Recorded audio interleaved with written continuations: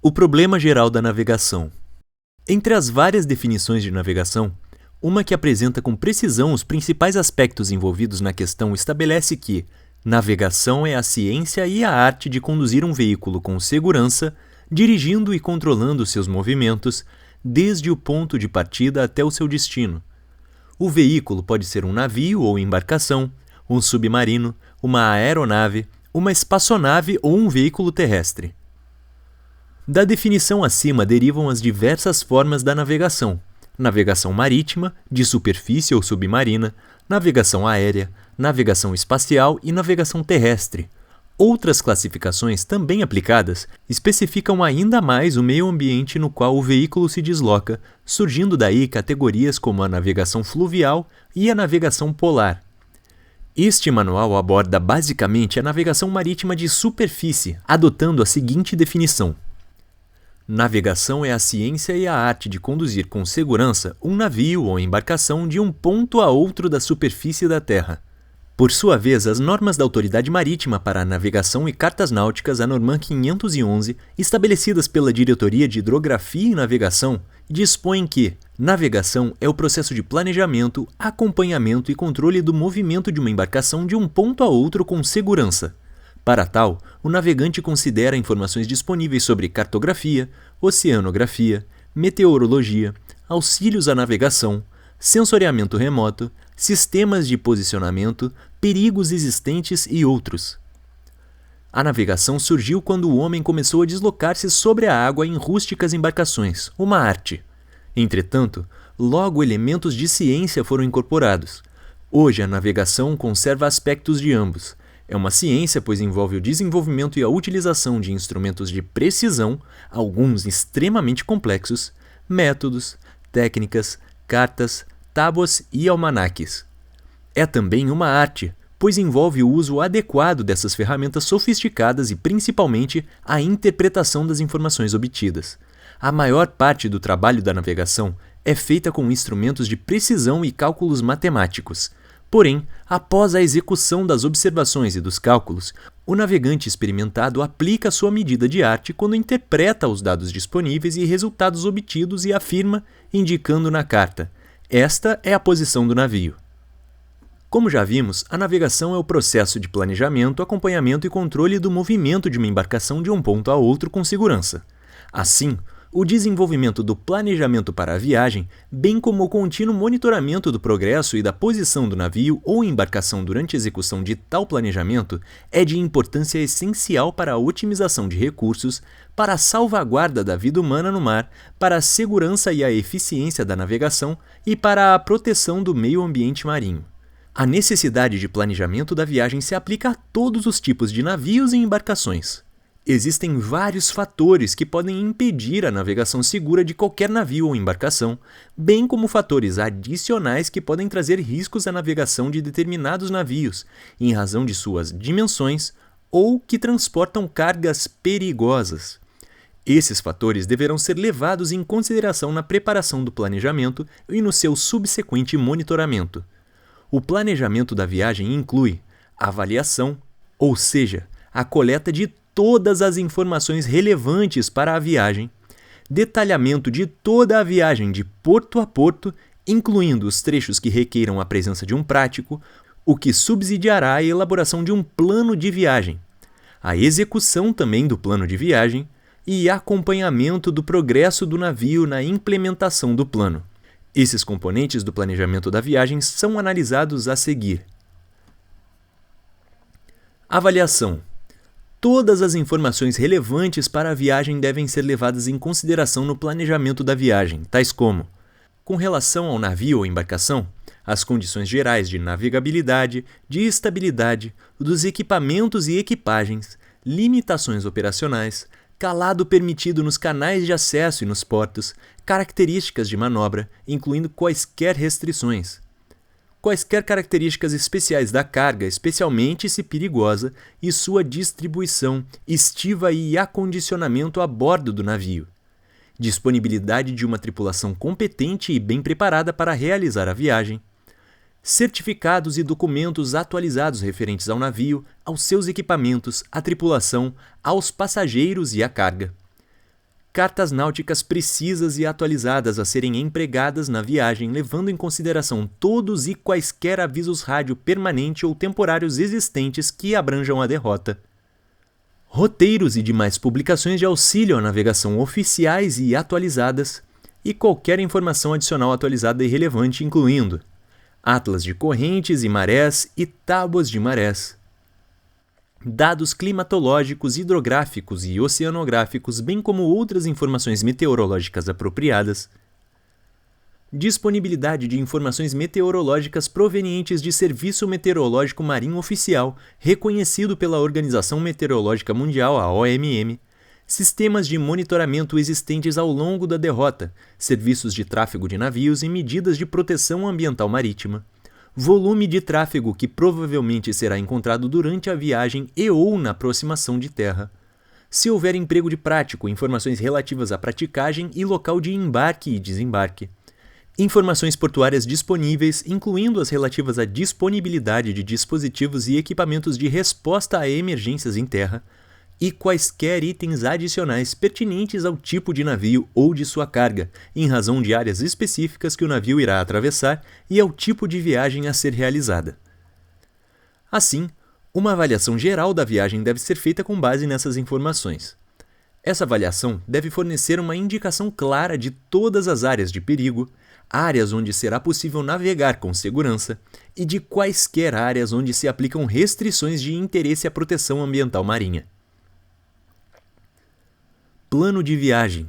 Com base na avaliação mais completa possível, um plano detalhado de viagem deve ser preparado, o qual deve cobrir toda a derrota de porto a porto. O plano detalhado de viagem deve incluir os seguintes componentes: o traçado da derrota pretendida da viagem em cartas náuticas de escala apropriada, devendo ser indicadas todas as áreas de precaução e de perigo, as rotas de tráfego comuns de navios mercantes, os esquemas de separação de tráfego, as áreas abrangidas pelos sistemas de controle de tráfego e quaisquer áreas onde se aplicam restrições de navegação e de proteção ambiental marinha, como as Areas to be Avoided, ATBA. Sobre as ATBAs, é uma área de limites definidos representada na Carta Náutica, em que a navegação é particularmente perigosa ou é excepcionalmente importante para evitar acidentes e que deve ser evitada por todos os navios ou por certas classes de navios por razões de perigo excepcional ou fatores ecológicos e ambientais especialmente sensíveis. Voltando aos componentes do plano detalhado de viagem. Os principais elementos para garantir a salvaguarda da vida humana no mar, a segurança e a eficiência da navegação e a proteção do meio ambiente marinho durante a viagem. Tais elementos devem incluir, mas não se limitar a velocidade de segurança, tendo em conta a proximidade de perigos para a navegação ao longo da rota pretendida, as características de manobra da embarcação e o seu calado em relação à profundidade disponível, alterações de velocidade necessárias durante a derrota, quando podem existir limitações devido à passagem noturna, restrições de maré ou aumento do calado devido ao efeito squat. Sobre o squat. O efeito squat é o fenômeno hidrodinâmico pelo qual um navio, movendo-se rapidamente em águas rasas, cria uma área de baixa pressão sob a quilha, fazendo-o aproximar-se mais do fundo do que o esperado, resultando em aumento do calado. Voltando aos principais elementos para garantir a salvaguarda da vida humana no mar, a segurança e a eficiência da navegação e a proteção do meio ambiente marinho durante a viagem. Folga abaixo da quilha, FAQ, que é o espaço mínimo exigido sob a quilha em áreas críticas com profundidade restrita para a navegação, normalmente em canais portuários e áreas de aproximação, definido e divulgado pela autoridade portuária local. Posições na derrota onde uma mudança de velocidade do navio é necessária. Pontos de guinada ou mudança de rumo na derrota, levando-se em consideração a curva de giro do navio na velocidade planejada, bem como os efeitos esperados dos ventos, das correntes e correntes de maré. O método e a frequência de determinação da posição, incluindo opções primárias e secundárias, e a indicação das áreas onde a precisão da posição é crítica e a confiabilidade máxima deve ser obtida. Uso dos esquemas de tráfego obrigatório e dos serviços de tráfego de navios quando disponíveis. Precauções relativas à proteção do meio ambiente marinho. E planos de contingência como ação alternativa para colocar o navio em águas seguras ou para prosseguir a um porto de refúgio ou ancoradouro seguro em caso de emergência que determine o abandono do plano de viagem, levando em consideração os dispositivos e equipamentos de resposta a emergências em terra existentes e a natureza da carga e da própria emergência. Os detalhes do plano de viagem devem ser corretamente registrados, conforme for apropriado, em meio físico e/ou digital, e o plano deve ser amplamente divulgado de forma clara e precisa por meio de um briefing pelo comandante ou encarregado de navegação a todos os membros da tripulação envolvidos.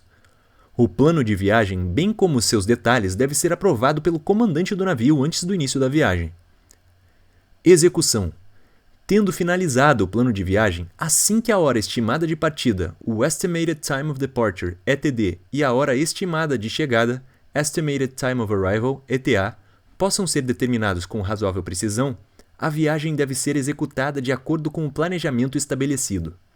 Iniciada a viagem, os seguintes fatores devem ser levados em consideração na execução do plano: a confiabilidade e as condições dos equipamentos empregados para a navegação do navio, os horários estimados de chegada em pontos críticos quanto à altura e à direção das marés, as condições meteorológicas, particularmente em áreas sabidamente afetadas por períodos frequentes de baixa visibilidade, bem como as previsões de tempo no transcurso da derrota, as condições de luminosidade diurna ou noturna quando da aproximação e passagem próxima a pontos de perigo à navegação e quaisquer efeitos que tais condições possam causar na precisão da determinação da posição, e as condições de tráfego, especialmente em pontos focais de navegação, onde normalmente são fixados esquemas de separação de tráfego. É importante para o comandante considerar-se qualquer circunstância particular como, por exemplo, a previsão de visibilidade restrita em uma área onde a determinação da posição por meios visuais em um ponto crítico é uma característica essencial da navegação, introduz um perigo inaceitável para a condução do navio e, portanto, se esse trecho da viagem deve ser executado sob tais condições.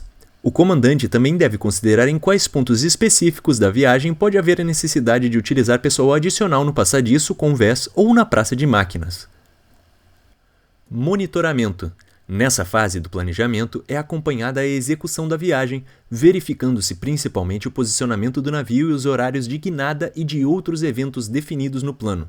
Se necessário, poderão ser utilizados os planos contingentes ou introduzidas alterações ao que foi planejado originalmente. O plano de viagem deve estar disponível por todo o decurso da derrota no passadiço para permitir aos oficiais de quarto o seu acesso imediato, bem como a todos os demais documentos e referências que o compõem. O progresso do navio, de acordo com o plano de viagem, deve ser monitorado continuamente. Quaisquer mudanças feitas no plano de viagem devem ser baseadas nos conceitos dessas diretrizes, formalmente registradas e amplamente disseminadas. Tipos e métodos de navegação, precisão requerida e intervalo de tempo entre posições.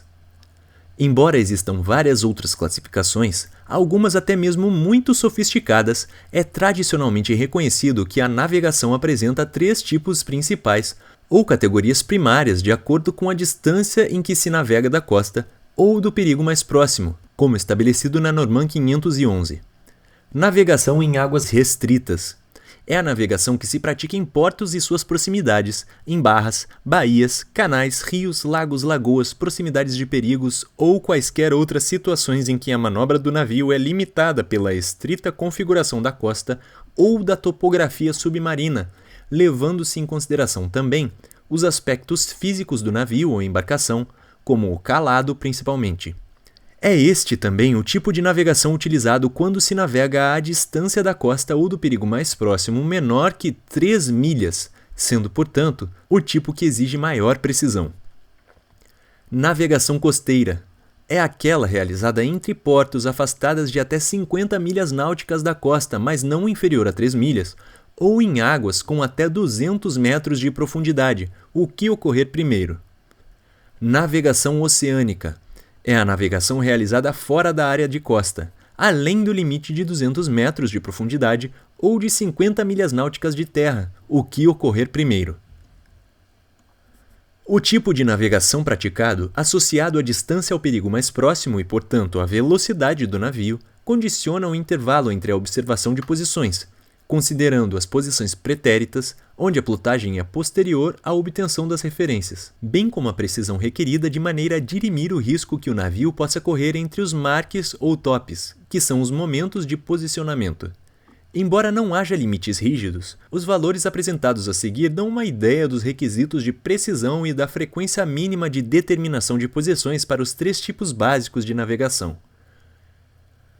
Para conduzir qualquer um dos tipos de navegação, o navegante utiliza-se de um ou mais métodos para determinar a posição do navio e dirigir seus movimentos.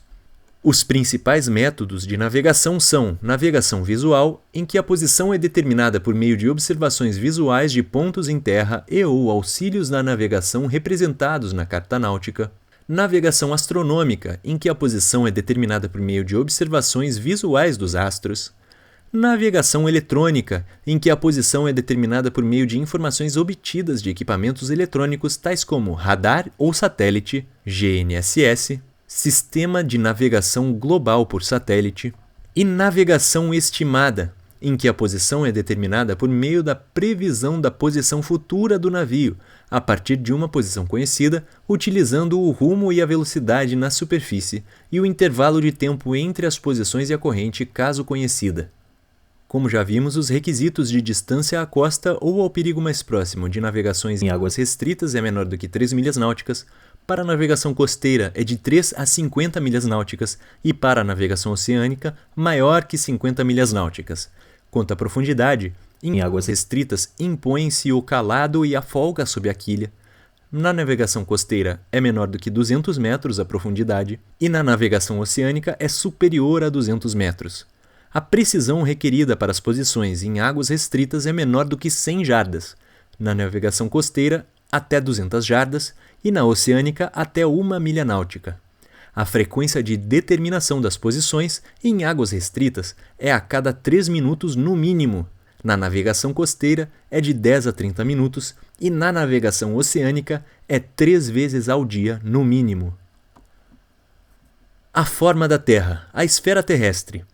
Primeiramente, o homem imaginou a Terra como uma superfície plana, pois era assim que ele a via. Com o correr dos tempos, descobriu-se que a Terra era aproximadamente esférica. Na realidade, a superfície que a Terra apresenta, com todas as suas irregularidades exteriores, é o que se denomina superfície topográfica da Terra e não tem representação matemática.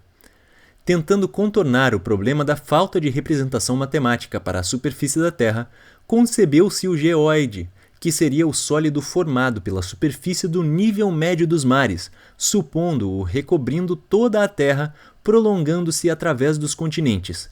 Dessa forma, o geóide é uma superfície equipotencial coincidente com o nível médio do mar, mas que, dada a heterogeneidade da crosta terrestre, ainda é uma superfície irregular sem representação matemática.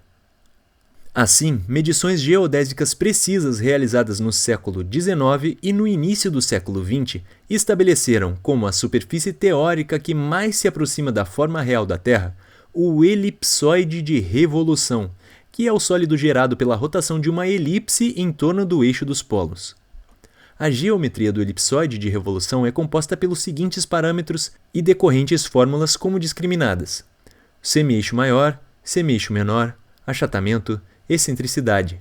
As fórmulas são: o achatamento é igual a o semi-eixo maior menos o semi-eixo menor, os dois sobre o semi-eixo maior. A excentricidade é determinada como sendo a raiz quadrada de semi-eixo maior ao quadrado menos semi-eixo menor ao quadrado, os dois sobre o semi-eixo maior ao quadrado. O Brasil adotou o elipsoide internacional de Hayford como um sistema de referência geodésica até o final da década de 1960, tendo o vértice Córrego Alegre como ponto datum. Esse sistema, denominado Sistema Geodésico de Referência Córrego Alegre, foi utilizado pela DHN como referência para a construção de suas cartas náuticas. Sobre este parágrafo, sistemas de referência são utilizados para descrever as posições de objetos. Quando é necessário identificar a posição de uma determinada informação na superfície da Terra, são utilizados os sistemas de referência geodésicos. Estes, por sua vez, estão associados a uma superfície que mais se aproxima da forma da Terra e sobre a qual são desenvolvidos todos os cálculos das suas coordenadas. Um vértice geodésico é um marco fixo que indica uma posição cartográfica exata e forma parte de uma rede de triangulação com outros vértices geodésicos. O ponto datum é o ponto de referência a partir do qual a representação gráfica dos paralelos e meridianos e, consequentemente, de todo o resto que for desenhado na carta náutica está relacionada e é proporcional. A partir de 1979, oficialmente, o Brasil adotou o Sistema Geodésico Regional SAD-69, em conjunto com a grande maioria dos países da América do Sul, por recomendação do Comitê de Geodésia, reunido na 11ª Reunião Pan-Americana de Consulta sobre a Cartografia em 1969. Esse sistema geodésico de referência, que tinha como ponto datum o vértice Chuá, foi progressivamente adotado pela DHN para suas atividades cartográficas. O advento dos satélites artificiais há mais de 35 anos possibilitou o desenvolvimento prático dos sistemas de referência geocêntricos, como, por exemplo, o WGS-84, cujo ponto de referência, o ponto datum, é o seu próprio centro geométrico, ou seja, o centro de massa da Terra, seu geocentro. O WGS-84 foi estabelecido pelo US Department of Defense, Departamento de Defesa dos Estados Unidos, como um sistema de referência geodésico global desde 1960, com o objetivo de fornecer o posicionamento e navegação em qualquer parte do mundo através de informações espaciais. Ele é o sistema de referência das efemérides operacionais do sistema GPS e é adotado atualmente pela DHN e por todos os demais serviços hidrográficos estrangeiros por recomendação da Organização Hidrográfica Internacional na construção das cartas náuticas. Os parâmetros definidores de cada um dos 3 sistemas podem ser visualizados na página 26 do PDF do Miggins. Os parâmetros de outros elipsoides de referência podem também ser encontrados no apêndice 3 ao volume 3. A diferença de um elipsoide de revolução para uma superfície esférica é, porém, muito pequena. Por esta razão, a esfera é adotada como superfície teórica da Terra nos cálculos da navegação astronômica e de derrotas ortodrômicas. Principais linhas, pontos e planos do globo terrestre. O eixo da Terra é a linha em torno do qual a Terra executa o seu movimento de rotação de oeste para leste, o que produz nos outros astros um movimento aparente de leste para oeste. Polos são os pontos em que o eixo da Terra intercepta a superfície terrestre. O Polo Norte é o que se situa na direção da estrela polar Alfa Ursa Minoris, e o Polo Sul é o ponto de interceptação no eixo da Terra oposto ao Polo Norte. Círculo máximo é a linha que resulta da interseção com a superfície terrestre de um plano que contenha o centro da Terra. Círculo menor é a linha que resulta da interseção com a superfície terrestre de um plano que não contenha o centro da Terra. Plano equatorial é o plano perpendicular ao eixo de rotação da Terra e contém o seu centro. Equador da Terra é o círculo máximo resultante da interseção do plano equatorial com a superfície terrestre. O equador divide a Terra em 2 hemisférios, o hemisfério norte e o hemisfério sul. Paralelos são círculos menores paralelos ao equador e, portanto, perpendiculares ao eixo da Terra. Seus raios são sempre menores do que o do equador. Entre os paralelos distinguem-se o Trópico de Câncer, paralelo de 23,5 graus de latitude norte, e o Trópico de Capricórnio, paralelo de 23,5 graus de latitude sul, o Círculo Polar Ártico, que é o paralelo de 66,5 graus de latitude norte, e o Círculo Polar Antártico, paralelo de 66,5 graus de latitude sul. Os paralelos materializam a direção leste-oeste. Meridianos são os círculos máximos que contêm os polos da Terra, como os representados em globos terrestres. Sendo o principal o meridiano de Greenwich. Os meridianos marcam a direção norte-sul. A posição na Terra, sistema de coordenadas geográficas. Latitude de um lugar, cujo símbolo é a letra grega φ, é o arco de meridiano compreendido entre o equador e o paralelo do lugar. Consta-se de 0 a 90 graus para o norte ou para o sul do equador. Longitude de um lugar, cujo símbolo é a letra grega lambda, é o arco do equador ou do ângulo no polo compreendido entre o meridiano de Greenwich e o meridiano do lugar. Conta-se de 0 a 180 graus para leste ou para o oeste de Greenwich. O meridiano de Greenwich que serve de referência para a contagem das latitudes, é denominado como primeiro meridiano. Diferença de latitude entre dois lugares, cujo símbolo é ΔΦ, é o arco de meridiano compreendido entre os paralelos que passam por esses lugares. Para se obter a diferença de latitude entre dois pontos, deve-se subtrair ou somar os valores de suas latitudes, conforme eles sejam, respectivamente, de mesmo nome ou de nomes contrários. Assim, por exemplo, a diferença de latitude entre um ponto alfa, situado sobre o paralelo de 30 graus norte, e um ponto bravo, situado sobre o paralelo de 45 graus norte, será de 15 graus. Ademais, costuma-se indicar também o sentido da diferença de latitude. Desta forma, dir-se-ia que a ΔΦ de alfa para bravo é de 15 graus norte, ao passo que a ΔΦ de bravo para alfa seria de 15 graus sul. Latitude média entre dois lugares, símbolo φm, é a latitude correspondente ao paralelo médio entre os paralelos que passam pelos dois lugares. Seu valor é obtido pela semissoma ou semidiferença das latitudes dos dois lugares, conforme eles estejam no mesmo hemisfério ou em hemisférios diferentes. Neste caso, terá o mesmo nome que o valor maior. No exemplo anterior, a latitude média entre os dois pontos alfa de latitude 30 graus norte e bravo de latitude 45 graus norte é φ médio 37,5 graus norte. A latitude média entre um ponto Charlie de latitude 40 graus norte e um ponto delta de latitude 12 graus sul será φ média 14 graus norte. Diferença de longitude entre dois lugares, cujo símbolo é Δλ, é o arco do equador compreendido entre os meridianos que passam por esses lugares. A obtenção de seu valor é semelhante à da diferença de latitude. Assim, por exemplo, a diferença de longitude entre um ponto eco de longitude 045 oeste e um ponto foxtrot de longitude 075 oeste será de 30 graus oeste. No entanto, invertendo o sentido, a diferença de longitude entre foxtrot e eco seria de 30 graus leste. A diferença de longitude entre um ponto golf de longitude 015 oeste e um ponto hotel de longitude 010 leste será de 25 graus leste.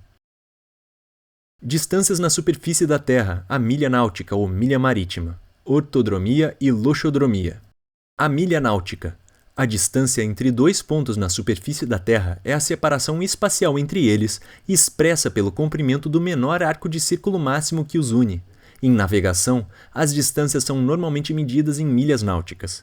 A milha náutica ou milha marítima é o comprimento do arco de meridiano que subtende um ângulo de 1 minuto cujo vértice posiciona-se no centro da Terra.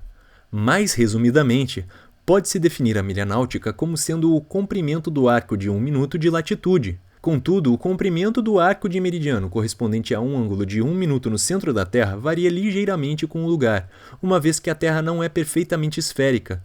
Dado, porém, o interesse de uma unidade de valor constante, fixou-se por um acordo internacional em 1929 o valor da milha náutica em 1.852 metros, independentemente da latitude do lugar. Pode-se, então, definir uma milha náutica como o comprimento do arco de 1 minuto de meridiano terrestre e dizer que seu valor é de 1.852 metros. Devido ao problema das deformações em latitude apresentadas nas cartas de Mercator, as latitudes crescidas, as distâncias nestas cartas devem ser sempre medidas na escala das latitudes. 1 minuto de latitude é igual a 1 milha. Ortodromia e loxodromia. Ortodromia é qualquer segmento de um círculo máximo da esfera terrestre. É, assim, a menor distância entre dois pontos na superfície da Terra. Loxodromia é a linha que intercepta vários meridianos segundo um ângulo constante. Embora a menor distância entre dois pontos na superfície da Terra seja uma ortodromia, que é o arco do círculo máximo que passa por dois pontos, em navegação é quase sempre mais conveniente navegar por uma loxodromia, isto é, por uma linha de rumo na qual a direção da proa do navio corta todos os meridianos sob um mesmo ângulo. Direção no mar, rumos e marcações. Direção na superfície da Terra é a linha que liga dois pontos com uma orientação. Existem as direções cardeais, laterais ou intercardeais e colaterais, comumente referidas em navegação. Todas as direções são direções verdadeiras, isto é, tem como referência o norte verdadeiro. As direções cardeais são norte, sul, leste e oeste. Laterais são nordeste, sudeste, noroeste e sudoeste. E as colaterais são nor-nordeste, les-nordeste, leste-sudeste, sul-sudeste, sul-sudoeste, oeste-sudeste, oeste-noroeste e nor-noroeste. Um navio ou embarcação governa seguindo um rumo, que pode ser definido como o ângulo horizontal entre uma direção de referência e a direção para a qual aponta a proa do navio, ou seja, é o ângulo horizontal entre uma direção de referência e a proa do navio. Os rumos são medidos de 000 a 360, no sentido do movimento dos ponteiros de um relógio, a partir da direção de referência. As duas direções de referência de navegação mais utilizadas são o norte verdadeiro, ou geográfico, e o norte magnético. As direções a bordo são materializadas respectivamente por equipamentos como o giroscópio, a agulha giroscópica, e a agulha magnética. Assim, tem-se as referências norte da giro, que, em geral, pode ter um desvio em relação ao norte verdadeiro, e o norte da agulha, que possui diferentes desvios em relação ao norte magnético conforme o rumo em que se navegue, que constituem, quando plotados, a curva de desvio da agulha magnética. Assim, conforme a direção de referência em relação à qual é medido, o rumo denomina-se rumo verdadeiro, RV, rumo da agulha, RAG, rumo magnético, RMG, rumo da giro, R-giro. Também relacionados aos conceitos acima apresentados podem ser definidos os seguintes elementos. Proa é a direção para a qual o navio está apontando num determinado instante. Quando se governa em um determinado rumo, nem sempre se consegue mantê-lo rigorosamente constante. Normalmente, por influência do estado do mar, ondas e vagalhões, vento, erros do timoneiro, etc. Rumos práticos. Quando se navega em rios, canais estreitos ou águas confinadas, é comum orientar-se por referências de terra e não por rumos dados pelas agulhas magnética ou giroscópica. Estas direções, nas quais o navio deve governar para manter-se safo de perigos, são denominadas rumos práticos. Especificamente, o termo rumo aplica-se à direção no qual se navega na superfície do mar, que, em geral, encontra-se em movimento pelo efeito da corrente, efeito esse que, na realidade, representa a resultante da ação de diversos agentes tais como vento, correntes e outros. Assim, surge o conceito de rumo no fundo, como a direção resultante deferida ao norte verdadeiro, realmente navegada, desde o ponto de partida até o ponto de chegada num determinado momento. Normalmente, o rumo no fundo é a composição do rumo na superfície junto àquele provocado pelo efeito da corrente, rumo da corrente. Além das abreviaturas apresentadas, outras também são rumos práticos, RP, rumo no fundo, RFD. A precisão adotada é de 0,5 graus. Um rumo deve ser sempre escrito com 3 algarismos em sua parte inteira. Exemplos 0,45, 0,72, 180, 347,5, 233,5. Marcação é o ângulo horizontal entre a linha que une o ponto no navio a partir do qual se faz a observação do objeto marcado e um outro objeto em uma determinada direção de referência. Esta direção de referência pode ser norte verdadeiro ou geográfico, norte magnético, norte da giro, norte da agulha ou proa do navio. Conforme seja a direção de referência, a marcação será denominada marcação verdadeira, M ou MV. É o ângulo horizontal entre o norte verdadeiro e a linha que une o ponto de observação no navio ao objeto marcado, medido de 000 graus a 360 graus no sentido do movimento dos ponteiros de um relógio, a partir do norte verdadeiro. Ela é obtida a partir do documento cartográfico ou da leitura da agulha giroscópica combinada a seu desvio. Marcação magnética, MMG. É o ângulo horizontal entre o norte magnético e a linha que une o ponto de observação no navio ao objeto marcado, medido de 000 a 360 no sentido horário a partir do norte magnético. É obtida a partir do documento cartográfico ou da leitura da agulha magnética combinada a seu desvio. Marcação da giro, M-giro, ângulo horizontal entre o norte da giro e a linha que une o ponto de observação do navio ao objeto marcado medido de 000 a 360 no sentido horário a partir do norte da giro, desviado do norte verdadeiro. Marcação da agulha, M-AG. É o ângulo horizontal entre o norte da agulha e a linha que une o navio ao objeto marcado, medido de 000 a 360 no sentido horário, a partir do norte da agulha, desviado do norte magnético de acordo com a curva de desvio da agulha magnética. Marcação relativa, MR, é o ângulo horizontal entre a proa e a linha que une o ponto de observação no navio ao objeto marcado, medido de 000 a 360 no sentido horário, a partir da proa. Marcação polar, MP, é medida a partir da proa para a boreste ou para bombordo, de 000 a 180. Recebe sempre uma designação, boreste, BE, ou bombordo, BB. Velocidade no mar. Velocidade, abreviatura VEL, é a distância percorrida na unidade de tempo. Em navegação, a unidade de velocidade comumente utilizada é o nó, que corresponde à velocidade de 1 milha náutica por hora. Velocidade no fundo é a expressão que designa a velocidade ao longo da derrota realmente seguida em relação ao fundo do mar, desde o ponto de partida até um ponto de chegada. Velocidade de avanço, SOA, do inglês Speed of Advance, é a expressão usada para indicar a velocidade com que se pretende progredir ao longo da derrota planejada. É um importante dado de planejamento com base no qual são calculados as ETA e as ETD, ETA sendo a hora estimada de chegada e ETD a hora estimada de partida, em relação aos diversos pontos e portos da derrota planejada. Outras unidades de medida utilizadas em navegação. Medidas de distância. Uma jarda é igual a 3 pés, que é igual a 0,914 metros. Na realidade, uma milha náutica tem 2.025,37 jardas. Entretanto, de modo aproximado, muitas vezes considera-se em navegação como uma milha igual a 2.000 jardas. Uma amarra, ou cable em inglês, é igual a 100 braças, que é igual a 200 jardas, que é igual a 183 metros. Uma informação que não tem no Miggins é que braças em inglês são fathoms, F-A-T-H-O-M-S, e jardas são yards, com Y. Medidas angulares. Além do uso da medida angular em grau, é também tradicional em outras marinhas o uso do ponto, point, principalmente em relação à proa. O ponto corresponde à 32ª parte do círculo e, portanto, a 11,25 graus. Medidas de profundidades.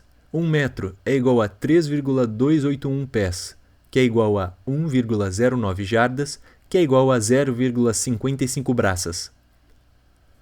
1 pé é igual a 12 polegadas, que é igual a 0,3048 metro. Uma braça é igual a 2 jardas, que é igual a 6 pés, que é igual a 1,83 metros.